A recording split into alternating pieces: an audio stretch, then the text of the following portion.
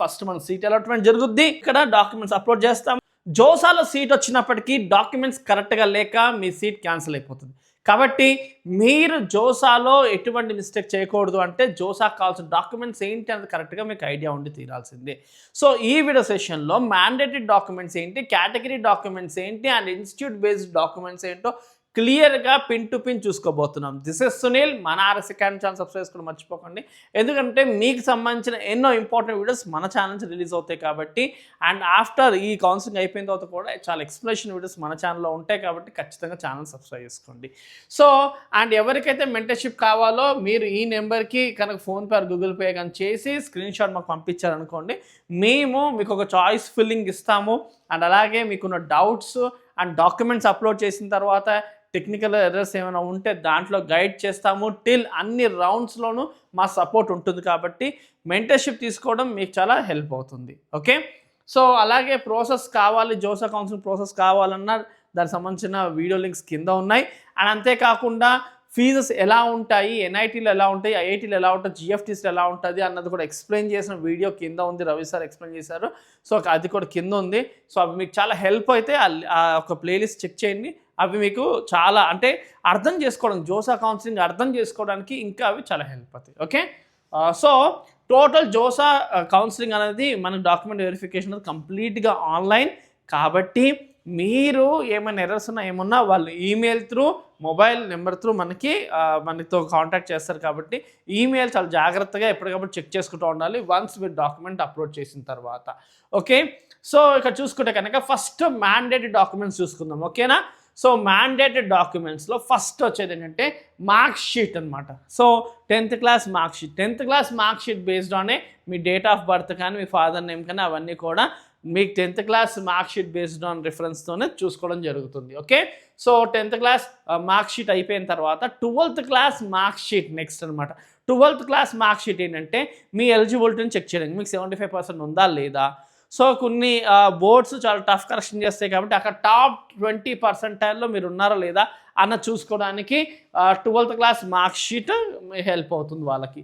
And next medical certificate submit చేయాల్సి ఉంటుంది. ఎనెక్జియర్ 7 అని ఉంటుంది, దాన్ని మీరు ప్రింట్అవుట్ తీసుకుని సో మనకి జోసా పోర్టల్లో ఉంటుంది. ఎనెక్జియర్ 7 తీసుకుని డీటెయిల్స్ ఫిల్ చేసి medical practitioner, registered medical practitioner ద్వారా మీరు సిగ్నేచర్ తీసుకోవాల్సి ఉంటుంది. సో మీ ఐసైట్ మిగతా అంతా కూడా చెక్ చేసి కన్ఫర్మ్ చేసి అడ్మిషన్కి ఎలిజిబిలిటీ అని సిగ్నేచర్ చేయాల్సి ఉంటుంది. Okay, so medical certificate. Okay, and next చూసుకుంటే కనుక proof of seat acceptance fees. Seat acceptance fees అంటే మీకు సీట్ వచ్చిన తర్వాత మీరు దాన్ని యాక్సెప్ట్ చేస్తున్నందుకు మినిమం బేస్ అమౌంట్ కట్టాలి. సో అది కట్టినప్పుడు మీకు వచ్చే రిసిప్ట్ ఉంటుంది కదా, నెట్ బ్యాంకింగ్ చేస్తుంటే నెట్ బ్యాంకింగ్ రిసిప్ట్, లేదా క్రెడిట్ కార్డు వాడుంటే ఆ ట్రాన్సాక్షన్ ఏదో ఉందో దాన్ని అప్పుడు మీరు డౌన్లోడ్ చేసుకోవాలి. మీరు ఎప్పుడైతే సీట్ యాక్సెప్టెన్స్ ఫీజ్ పే చేస్తారు, ఎప్పుడు పే చేస్తారు, మీకు సీట్ అలాట్ అయిన తర్వాత సీట్ యాక్సెప్టెన్స్ ఫీజ్ పే చేస్తారు.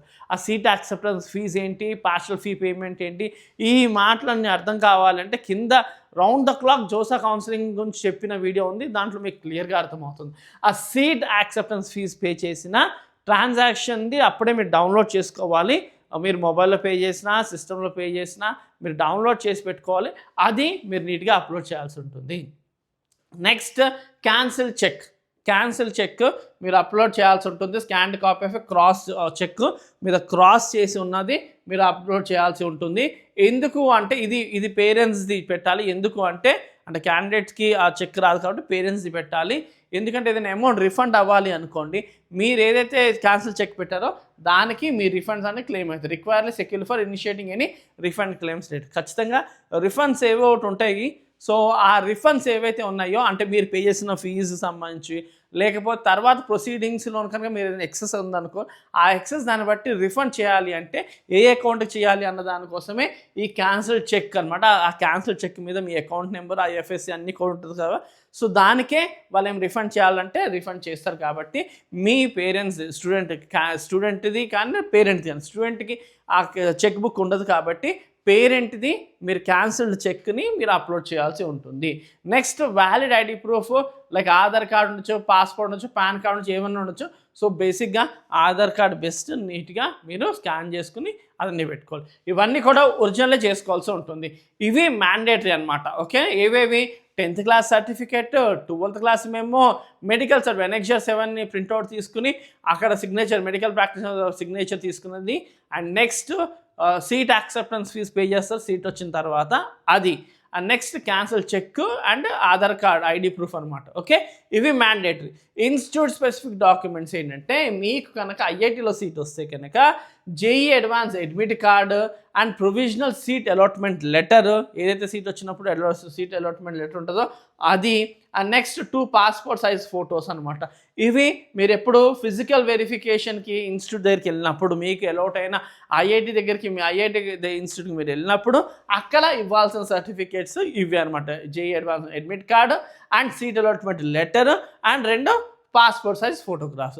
ఒకవేళ మీకు ఐఐటీలో కాకుండా ఎన్ఐటీలోను, IIITలోను, GFTస్లో వచ్చినప్పుడు ఇక్కడ మీరు జేఈఈ మెయిన్ అడ్మిట్ కార్డ్, ఇక్కడేమో అడ్వాన్స్ అడ్మిట్ కార్డు, ఇక్కడ జేఈఈ మెయిన్స్ అడ్మిట్ కార్డ్ తీసుకెళ్లాల్సి ఉంటుంది. And JEE mains score card, ఇంకా rank card and provisional seat allotment letter మీరు తీసుకెళ్లాల్సి ఉంటుంది. ఓకే, అండ్ నెక్స్ట్ చూసుకుంటే కనుక category reservation quota certificates based on అంటే ఎవరికైతే స్కాలర్షిప్స్ ఉన్నాయి వాళ్ళు. So category certificates and SC, ST, OBC, NCL, general, EWS ఇవన్నీ కూడా. So must adhere strictly to central government ఫార్మాట్లోనే మనం అప్లోడ్ చేసి మనము ఇవ్వాల్సి ఉంటుంది. Okay, next person with disability, ఎవరైతే ఫిజికల్ హ్యాండిక్యాప్డ్ ఉన్నారో వాళ్ళు తీసుకోవాల్సిన సర్టిఫికేట్ అనమాట ఇది. Okay, and next foreign passport కానీ OCI కానీ ఎవరంటే ఇది ఎవరైతే overseas based on non residential students ఉంటే చూడండి, వాళ్ళు మెయింటైన్ చేయాల్సింది ఏంటి, ఫారెన్ పాస్పోర్ట్ కానీ PIO కానీ అవి వాళ్ళు సబ్మిట్ చేయాల్సి, ఇది లోకల్ స్టూడెంట్స్కి అక్కర్లేదు. ఓకే, అండ్ ప్రాసెస్ ఏంటంటే ఫస్ట్ మనం సీట్ అలాట్మెంట్ జరుగుద్ది. సీట్ అలాట్మెంట్ వచ్చిన తర్వాతనే మనము ఇక్కడ డాక్యుమెంట్స్ అప్లోడ్ చేస్తాము. మనకు అంత కరెక్ట్గా ఉంటే మనకి ఓకే అని వచ్చేస్తుంది. లేదు అనుకోండి, ఎర్రర్స్ ఉన్నాయి అనుకోండి, వాళ్ళ నుంచి మనల్ని మెయిల్ త్రూ కమ్యూనికేట్ చేస్తారు. ఎప్పటికప్పుడు మనం చెక్ చేసుకుంటూ ఉండాలి లాగిన్ అయ్యి. సో ఏమైనా ఎర్రర్స్ ఉంటే వాళ్ళు ఏదైతే అడిగారో ఆ క్లారిటీ మన తరఫు నుంచి అందించామనుకోండి, మన డాక్యుమెంట్స్ వెరిఫికేషన్ జరిగిపోతుంది. అప్పుడే మనకి అడ్మిషన్ అన్నది కన్ఫర్మ్ అవుతుంది. ఎక్కడైనా మీరు ఎర్రర్ చేస్తే మీ యొక్క డాక్యుమెంట్స్ ఎక్కడ ఎర్రర్ ఉందనుకోండి, సీట్ క్యాన్సిల్ చేసేస్తారు. కాబట్టి చెప్పిన ఏవైతే డాక్యుమెంట్స్ ఉన్నాయో అవన్నీ జాగ్రత్త పెట్టుకోండి. ఓకే, అండ్ అలాగే మీకేమైనా మెంటర్షిప్ కావాలంటే ఖచ్చితంగా ఈ నెంబర్ త్రూ మీరు అప్రోచ్ అవ్వచ్చు. అండ్ మీకు సంబంధించి total counselling, IIT, NIT fees ఇవన్నీ ఎక్స్ప్లెయిన్ చేస్తూ ఉన్నవి ఏవైతే ఉన్నాయో, అండ్ అలాగే మీరు ఎలాగ చాయిస్ ఫిల్లింగ్ చేయాలి అది కూడా ఎక్స్ప్లెయిన్ చేసాము. అది కూడా వీడియోస్ కింద ఉన్నాయి, క్లిక్ చేసి చూడండి. మీ ప్రిపరేషన్గా చాలా హెల్ప్ అవుతుంది. మీరు జోసాకు సంబంధించి చాలా అలర్ట్గా ఉండి చేసుకున్నారనుకోండి చాయిస్ ఫిల్లింగ్ అంతా కూడా, సో ఖచ్చితంగా జోసాలో మీకు మంచి సీట్ అనేది వస్తుంది. Thank you for watching. Do share, subscribe our channel.